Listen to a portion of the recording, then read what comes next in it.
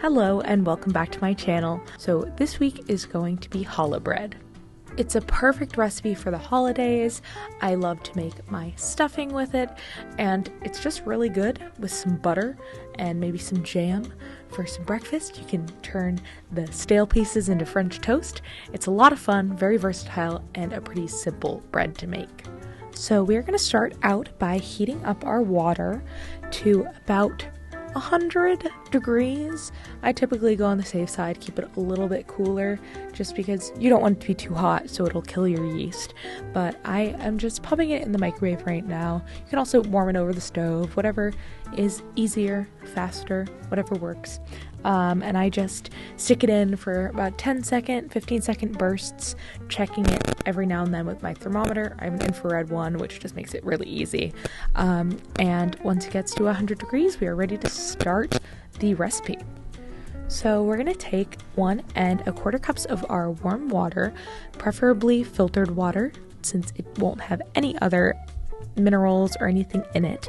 And we're just going to pour that into a big bowl, and we're going to put our 2 1/4 teaspoons of active dry yeast, which also equates to 1 packet, into that bowl, and we're just going to sprinkle it on top and let it stand for 5 minutes. Sped this up, but you can see some bubbles are starting to form, and towards the end of the 5 minutes, the yeast starts to fall down to the bottom. That shouldn't really happen because my yeast is a little bit old. It just started to do that. If you're using fresh yeast, it should really foam up. It doesn't really make a difference with this recipe, but I would definitely recommend making sure that your yeast is fresh. So now we will add in your 2 tablespoons of butter or oil, a 1/4 cup of honey. I use butter even though oil is traditional. I just think it adds a better flavor. It doesn't really matter either way. You just need some fat in there to shorten the texture of the dough. And then I add in 1 egg and salt. So now I just whisk this all together. I was using a fork here. You can use a regular whisk, whatever works. You just want to make sure that all of that honey is dissolved, that the egg is thoroughly beaten throughout and all incorporated. And then we are going to add our 4 cups of flour, adding 1 cup at a time, slowly mixing each one in just until the dough has pulled together and then it's able to be kneaded. Starting out with a brief history of challah. This bread was part of a weekly ritual where women who were making the bread threw a piece of the dough into the fire to honor God. The braid in the bread that we're used to appeared around the 15th century, and the wealthier you were, the more strands you had, and it became a symbol of sumptuousness. So now, before we prove this, I'm going to knead it for about 7 to 10 minutes on a lightly floured surface, just until it's smooth and elastic, and you can tell that everything is incorporated and that we've started to build up the gluten in the dough. It starts to get nice and stretchy, and you can see how nice and smooth it is. Let's talk a little bit about gluten formation. So gluten is a protein that forms long strands that stick to each other. And this complex mixture of certain wheat proteins cannot be dissolved in water. But they do form associations with water molecules and each other. When they're dry, they're immobile and inert, but when they are wetted, they change their shape and form and break bonds with each other. That is what is creating that texture in your bread. That's what it allows for it to rise, to trap the air bubbles, and to make that gluten network.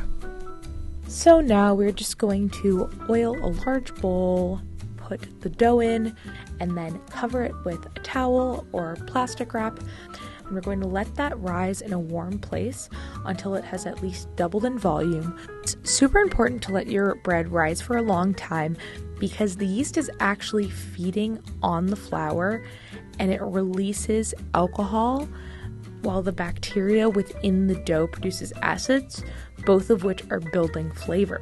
So the longer you allow your dough to rise and ferment, the deeper the flavor will be.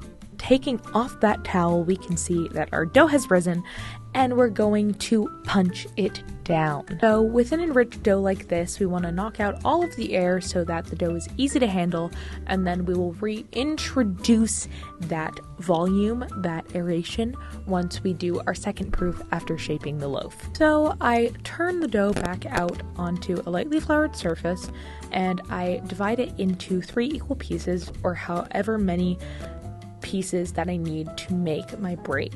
Today I was doing 3, so I weighed out the whole chunk of dough and then divided that by 3, weighed out each piece individually.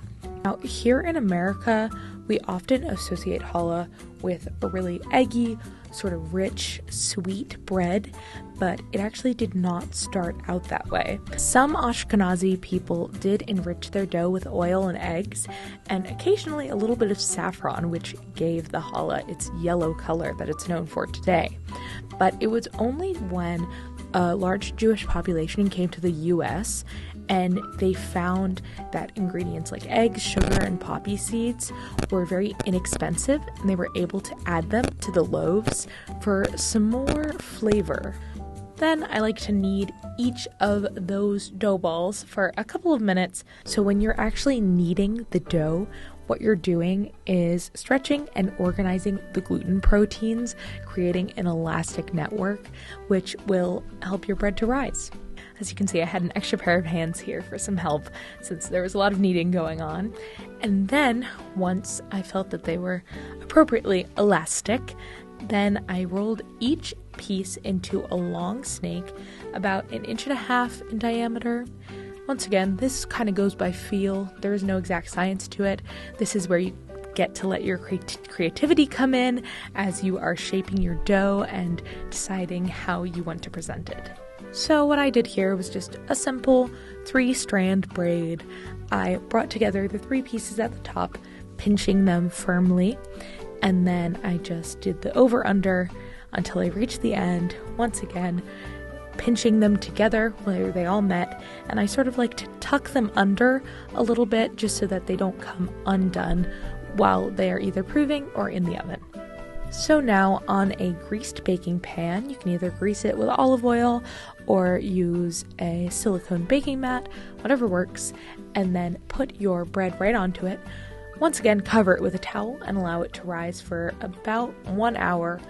And towards the end of that, we're going to preheat our oven to 375 degrees Fahrenheit. Now it's time for our finishing touches.